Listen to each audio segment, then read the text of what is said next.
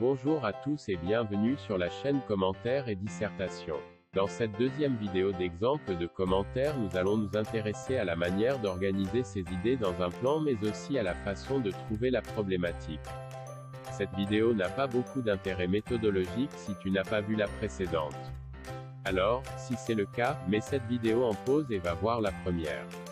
Avant de débuter, abonne-toi à la chaîne pour ne pas manquer la prochaine vidéo qui sera publiée. Mets un like, ça nous aide à faire connaître la chaîne sans te coûter beaucoup d'efforts et ça nous encourage à continuer à vous faire des vidéos. Enfin, n'hésite pas à la partager si tu penses que cette vidéo peut aider d'autres personnes. Ne perdons pas de temps et débutons tout de suite. Nous avons pris pour support du commentaire le poème de Charles Baudelaire intitulé « Spleen, quand le ciel bas est lourd ». Nous avons vu que la première étape était la lecture et la compréhension. Puis, la deuxième étape a consisté à relever nos idées, c'est-à-dire nos exemples, analyse et interprétation. À partir de ceci, nous pouvons amorcer la troisième étape tellement redoutée par les élèves, la recherche du plan détaillé et l'élaboration de la problématique. Nous étions parvenus à une prise de notes sur le texte qui ressemblerait à cela.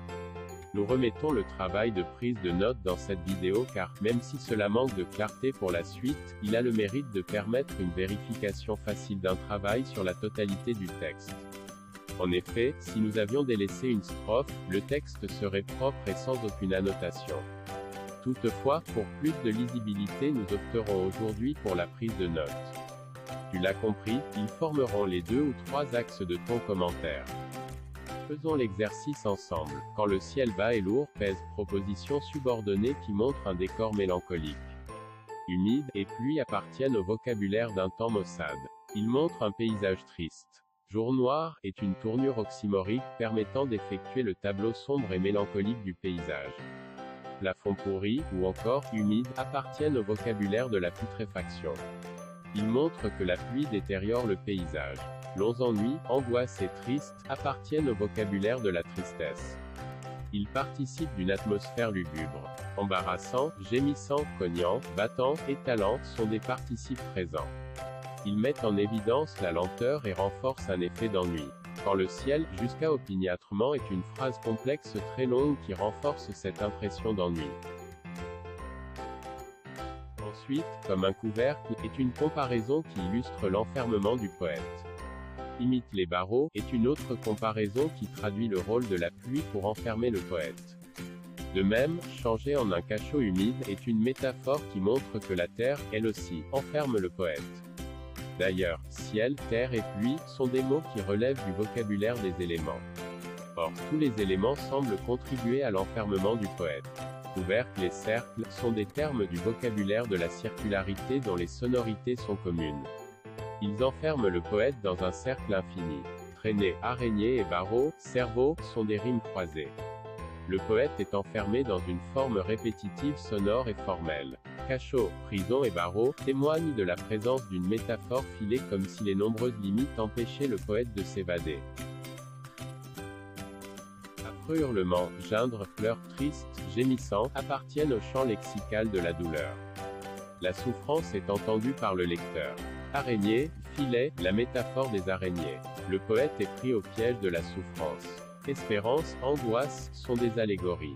Elles donnent une image du combat intérieur mené par le poète, combat entre l'espérance et l'angoisse. Comme une chauve-souris, est une comparaison péjorative.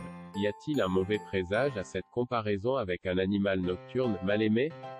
Battant les murs de son aile timide et, se cognant la tête à des plafonds, sont des expressions de l'affolement.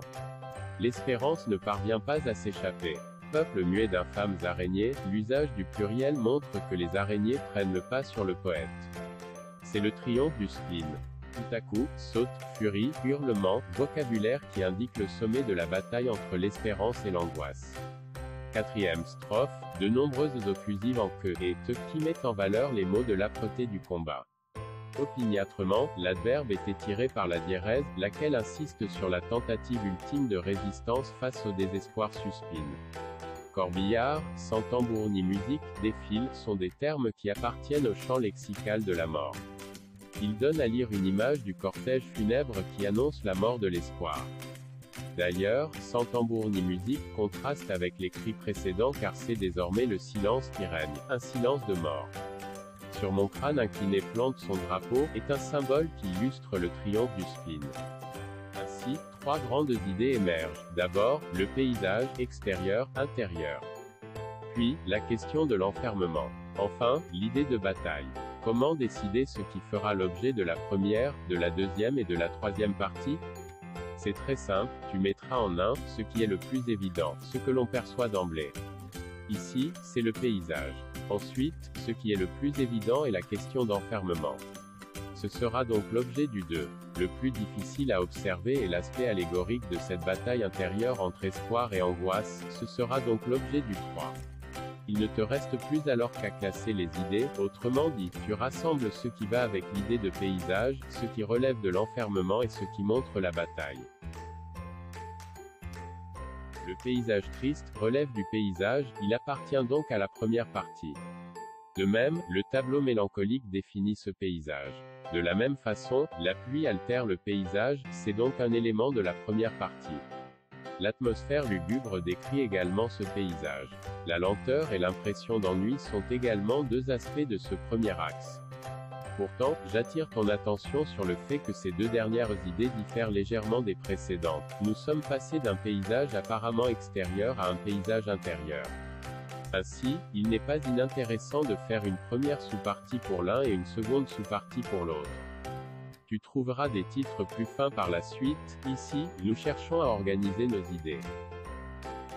Poursuivons notre travail. Là encore le ciel, la pluie et la terre enferment le poète.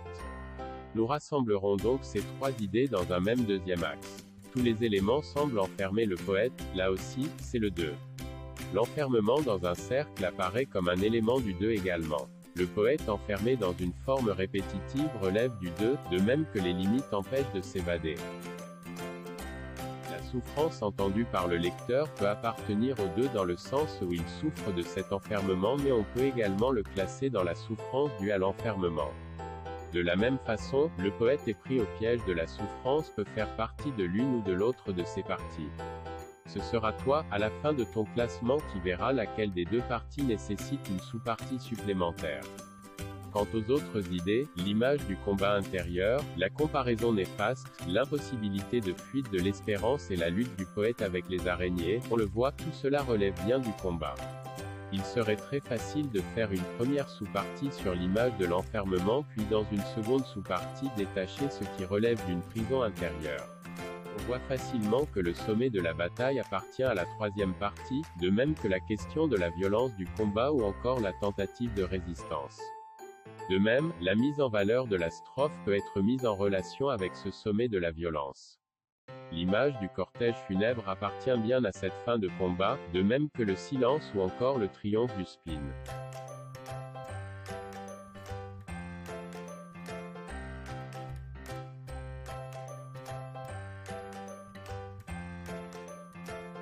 Une fois encore, cette vidéo a une vocation pédagogique. Nous essayons de mettre en évidence une manière de s'organiser. Le plan pourrait être plus abouti, affiné. Nous voulons juste te montrer que même sans compétences particulières, cela fonctionne bien. On a donc trois axes équilibrés, organisés et progressifs. Reste à trouver une problématique, c'est-à-dire la question qui est là depuis le départ mais que l'on n'était pas capable d'exprimer. Autrement dit, la question à laquelle tout notre plan répond. Il me semble qu'ici, on peut voir très simplement qu'il y a un balancier entre intérieur et extérieur.